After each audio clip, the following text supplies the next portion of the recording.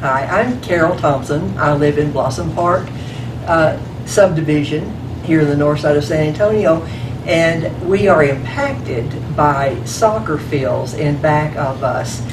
In about 2009, 2010, we were asked to have a meeting, to join a meeting from Mr. Marco Barros at the tool yard, and at that time he and his friends outlined what was going to be happening in back of us.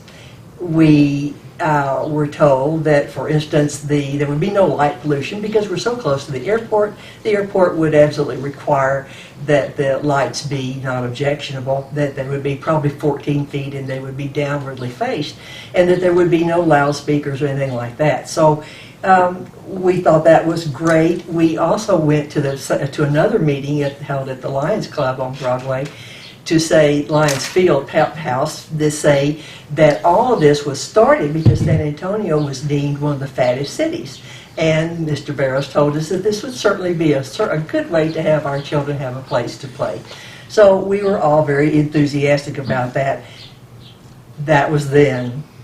Here's what it's like today to live with Mr. Barros' product. He's called Classic Elites. He has taken a chunk, my memory says 27 acres, but I bet it's more than that, of our park, your park, McAllister Park. He is leasing it for $1 a year, and we honestly think it's probably very profitable for him. I understand he likes to think of himself as nonprofit, but we've got a little feeling that that's probably not right. Here with me are some of the neighbors who back up or who live in the same Blossom Park subdivision. We all have experiences of what it's like now to live with that. Esther, can you give us a little bit of what it's like to live now? Well, I was one that walked in the park a lot. Can't get out there now. There's a wall that's 12 feet down, and I don't think I can go that far down. The noise is live. The lights are in the neighborhood till 10, 11 o'clock at night. Yeah.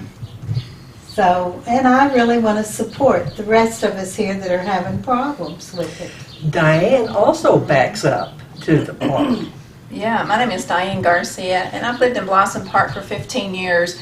And my husband and I chose this neighborhood because of the peace and the quiet. And now with the soccer fields in here, it's just ruined the overall quality, the peace and quiet of our neighborhood, not to mention our home values. And I've sat in the house at night at 10:30 at night on my computer, and I'm hearing noise, screaming in the distance, and I go outside, the soccer field, the lights are still on in the soccer field, there's noise, and Mr. Barros made a so-called agreement with us, verbal agreement, that the lights would be off at 9 o'clock, and they're still on 10:30, 11 o'clock at night. And, I'm just concerned about my neighborhood overall, and, I was telling Carol, our neighborhood, we might as well have it in the middle of the runway over at the airport. When I'm driving in at night, all you see are lights. Our whole neighborhood lights up. It's just sad. It's just ruined the quality of our neighborhood, made an impact on our neighborhood. And behind me, I'm also back up to a green belt.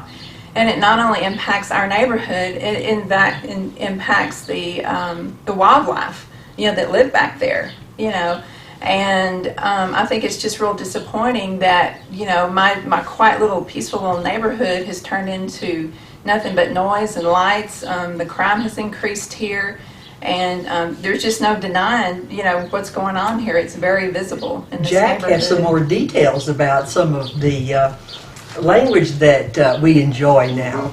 I'm Jack Danwinkle. I'm a resident of this neighborhood for 34 years. Since they built the soccer fields and the lights have been unbearable, I'm about 150 yards back in a green belt, and my back patio faces towards the soccer fields, and I go out there at night now and they have the lights on. My whole backyard is lit up. I can't go out there and enjoy the evening and watch the wildlife, the deer come in the backyard, but they don't do that anymore, not at night.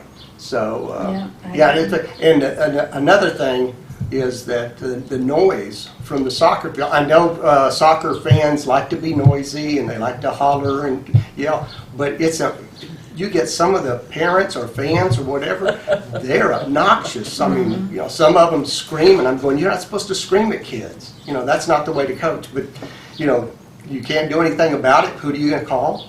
and they'll go on till 10, 11 o'clock at night. Exactly. Sometimes they will have loudspeakers out there. They're putting on either some special event or they're having some kind of fundraiser, and it'll go on till midnight.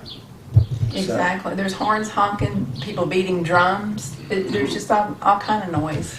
You said something about the language, though. Are you hearing something? Well, no, it's just, they're yelling at the kids, and I mean, it's more derogatory type things said to the kids. But, Clint lives on the inside of the neighborhood, and Jack, Esther, by the way, these are all officers of the voluntary Blossom Park Neighborhood Association. Diana's a director, Cliff is a director, Jack is a director, Esther keeps the books, and I bake the cookies and have the dining room table. Clint lives inside the neighborhood, a little closer to Jones Mossberger. Yes, and we have a fairly good-sized piece of property right next to our home, and we used to be able to go out and sit in the backyard or in that garden area and enjoy the evening. And it's almost like you got a megaphone out there or something. It's just the sound just drifts over. I sometimes sit there and say, how in the world did that sound carry this far? But you can hear almost every word sometimes that they're saying, and it's surprising to me. And we didn't experience that in the past. It's just been very recent, like say, since these soccer fields have gone in. Well, and it continues. One of the things, I'm sitting underneath a fairly expensive new metal roof, and there's a good reason why I chose metal. The fauna in back of us used to absorb the straight line winds that we didn't realize were there coming off the airport. We now know they're there. I've had the shingle roof blown off a couple of times because of that. There's nothing to stop that wind now. So now I have a shingle roof. Me and my 86-year-old neighbor here on the other side of the alley have learned some serious lessons about that. She's planting every tree we can. What we've noticed is Mr. Barrows continues to denude that property. Going down Starcrest every day, there's a pile of destroyed trees he's very proud of because it grows almost daily. He has continued to take down all of the trees he possibly can. So any hope we've got of any stopping of the winds, the sound, the noise, the light pollution, I don't know what his plan is, but we'd very much like to see him go away. In fact, we were talking at the last board directors meeting when we heard he was running for our councilman. Yeah. We thought it was a joke, and it's shaking her head. unbelievable that he would, No way. just what he has done to our neighborhood for his own personal gain. I would tell you, Stone Oak, and I would also tell you any other neighbor that has city property backing up or on any part of your perimeter of your neighborhood or your own property, learn from what has happened to us. Beware. This will happen to you. And it's with city blessings.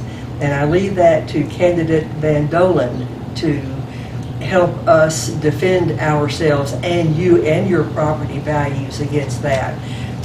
We've had a chance to speak with him, and we're convinced that he understands the Blossom Park neighborhood problem. We understand that this problem can be anywhere in the district, anywhere there's some vacant land. So heads up.